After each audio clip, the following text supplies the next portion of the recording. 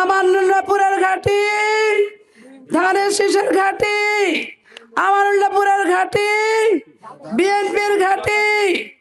আমি আমার মা বোনদের উদ্দেশ্য করে বলতে চাই, আজকে আমরা এখানে এসেছি বেগম খালেদা জিয়ার হাত ধরে, তথা আমাদের যিনি স্বাধীনতার ঘোষক জিয়াউর রহমানের, মরহুম জিয়াউর রহমানের হাত ধরে আমরা আছি।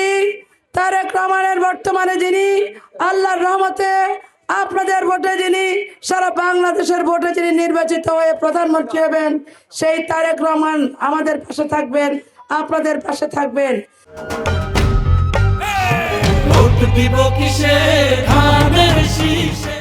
তাই আমি আমার মা বোনদের উদ্দেশ্য করে বলতে চাই, আমরা বেগম খালেদা জিয়ার আদর্শকে, আমাদের দেশনেত্রী বেগম খালেদা জিয়ার আদর্শকে, আমরা আপসী নেত্রীর আদর্শকে ধারণ করে আমরা সমস্ত সবকিছু ভালো কাজ করে আমার মা বোনদেরকে 12 তারিখে ধানের শীষ মার্কায় ভোট দিয়ে আমার মা বোনরা এই ধানের শীষ মার্কায় বেগম মরহুম খালেদা জিয়াকে উপহার হিসেবে রাখবেন।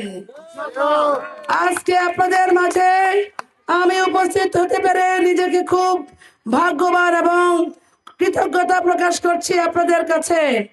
আমি চাই আমার মা বোনদেরকে সবসময় আমাদের পাশে আগলে ধরে রাখতে। এখানে শারমিন যা বলেছেন, নারীরাই কিন্তু শক্তি। আজকে দেখেছেন যাদের কথা বলেছেন তারা কোত্থেকে জন্মগ্রহণ করেছে আমি বলতে পারবো না। আজকে ওনারা আমাদের মা বোনদের ইজ্জত লুণ্ঠন করেছেন, স্বাধীনতা বিরোধী ছিলেন, ওনারাই ছিলেন আপনাদের রাজাকার, ওনারাই ছিলেন পাকিস্তানকে আনিয়ে রাজাকার বানিয়ে আমাদের মা বোনদের ইজ্জত লুণ্ঠন করেছেন। ওনারা মা বোনদের বাড়িঘর পুড়িয়েছেন। আমার ভাই বোনদেরকে যারা ইজ্জত নষ্ট করেছেন তাদেরকে আমি ধিক্কার জানাই। এক আলেম বলেছেন আমাদের এই মা বোনদেরকে ঢাকা ইউনিভার্সিটিতে আপনারা কিভাবে মা বোনদের শিক্ষিত করবেন, উনি আমাদের মা বোনদেরকে বেশ্যা বলেছেন। আমি আমার মা বোনদেরকে বলতে চাই, আমি যিনি বলেছেন উনি আমাদের মা জাতিকে কলঙ্কিত করেছেন।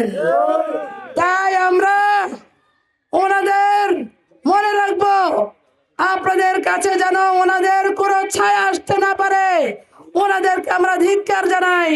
এবং এই জাতীয় লোকদেরকে যারা কোরআনকে অবিশ্বাস করে, ধর্মকে নিয়ে ছিনিমিনি খেলছে, বেহেশতের টিকিট কিনছে, তাদেরকে আমরা ঘৃণা করি, ঘৃণা করি, ঘৃণা করি।